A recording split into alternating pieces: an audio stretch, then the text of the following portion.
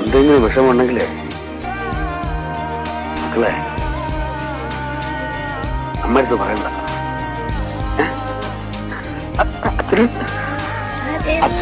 അച്ഛനടുത്ത് പറഞ്ഞാൽ മതി.